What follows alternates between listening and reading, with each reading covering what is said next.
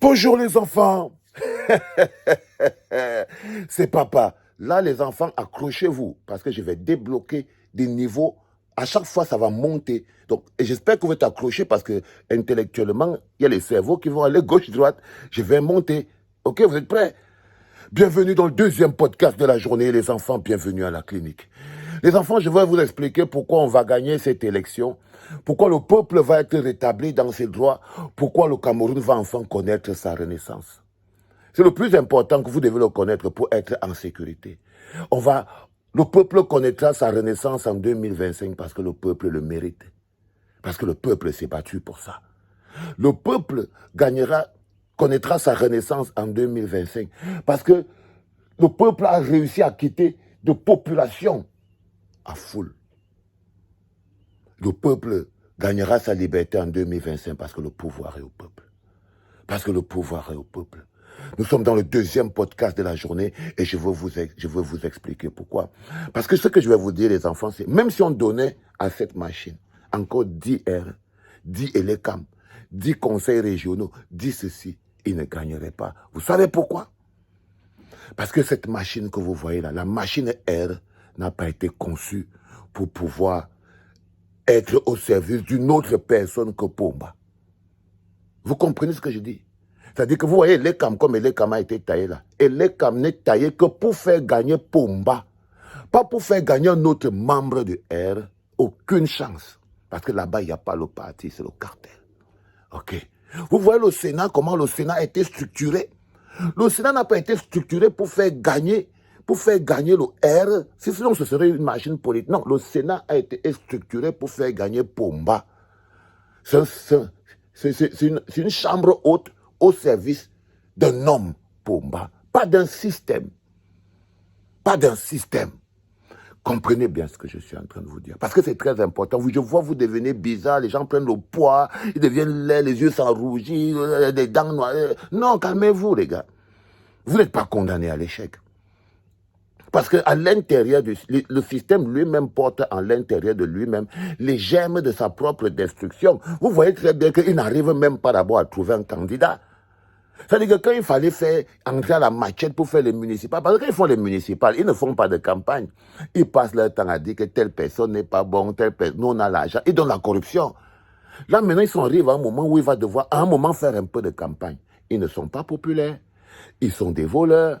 Ils savent très bien que les gens les suivent, ils ont tellement rendu les gens au Cameroun, ils se sont taillés une population corrompue qui leur a fait croire que quand quelqu'un vole l'argent et il vient vous donner dans le quartier, ça veut dire qu'il est bien.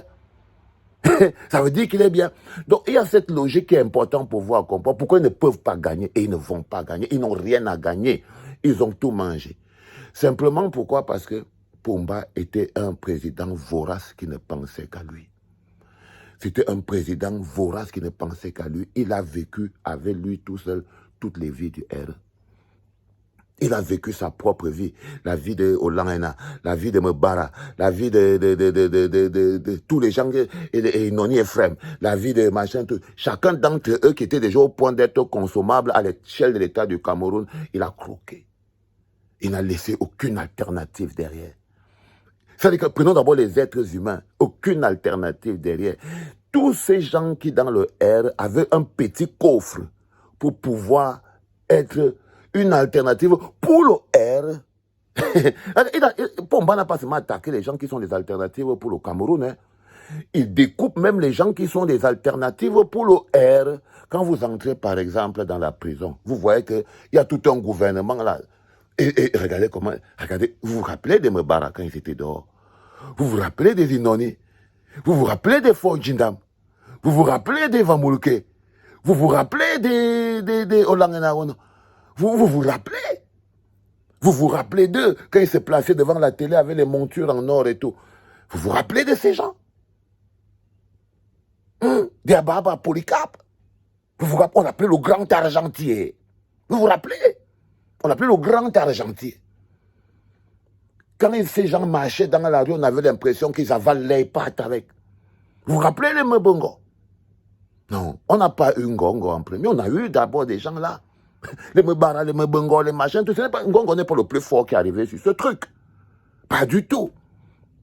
Mais ils découvrent que le premier endroit où Pomba ne supporte pas le bavardage, c'est d'abord à l'intérieur du R. Donc c'est d'abord le premier endroit où ils sont d'abord tous traumatisés. Et ils s'entourent des gens faibles. Tous ceux qui sont un peu forts sont en prison. Par exemple, là, quand vous voyez ce qui est autour de Pomba, si tu le vois à côté de Pomba, sache qu'il est faible. Sache qu'il est vide spirituellement. Sache qu'il a été aspiré par le boule. Et sache que c'est quelqu'un qui est comme ça là. Il veut prendre le pouvoir par la force. Des choses comme ça. Tout ce que vous voyez autour de Pomba est vide d'énergie. Donc il n'a pas la solution à l'intérieur là-bas. Il n'y a aucune solution là-bas. Et ils sont encore, eux-mêmes en ce moment, ils sont en train de faire des motions de soutien pour demander encore à Pomba de se présenter en 2025. Parce qu'ils estiment, ils comprennent que la machine que vous voyez là n'est au service pas du R, elle est au service de Pomba. C'est pour ça qu'ils savent que dès qu'on enlève Pomba là, cette machine ne servira. Peut-être qu'elle va même s'écrouler. C'est pas que ce sera plus une machine au service de quoi que ce soit. C'est pour ça qu'ils ont peur de nous. C'est pour ça qu'on leur file les chocottes. Parce que cette vérité-là que je viens de vous dire en ce moment, eux, ils la connaissent plus que vous. Vous pensez que, oh, ils vont se régénérer. Ils vont se régénérer dans quoi? Ils vont se régénérer dans quoi, les gars? Arrêtez un peu de nous prendre pour des gogoles. Parce que c'est des choses qui vous empêchent de bouger, qui vous empêchent de vous organiser, qui vous empêchent de vous préparer. Et là, ils vont vraiment se régénérer, mais ils vont se regarder-les. Regardez-les, les enfants. Regardez-les, ils n'ont pas d'honneur. Regardez tout un gouvernement sans honneur. Depuis Mbarangele, Ngongo, machin, truc. Ils n'ont pas d'honneur. Ils n'ont pas de grandeur. Regardez-les. Regardez comme ils parlent. C'est la politique, c'est la politique. Pour eux, il faut tricher. Pour eux, il faut prendre par force. Pour eux, ils n'ont pas de qualité. Même pas l'argent. Rien. La chaleur humaine. Quand vous dirigez un peuple, vous leur parlez, ils n'ont pas. C'est pour ça que cette machine n'est pas à leur service.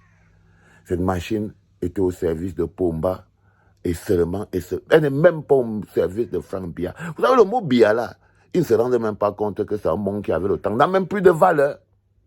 Est-ce que je veux dire? Est-ce que vous comprenez même ce que je suis en train de dire, les gars? Parfois, parlez là, vous comprenez ce que je suis en train de vous dire pour vous dire que c'est vous qui avez le bon bout et que c'est vous qui avez la force en ce moment et que vous n'avez aucune raison de paniquer. Vous n'avez aucune raison de paniquer.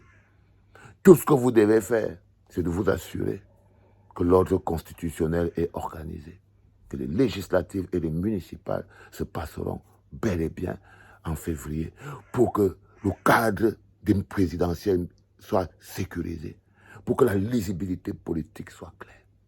Vous avez compris quelque chose? Est-ce que vous avez compris quelque chose, les enfants? Waouh! C'était papa.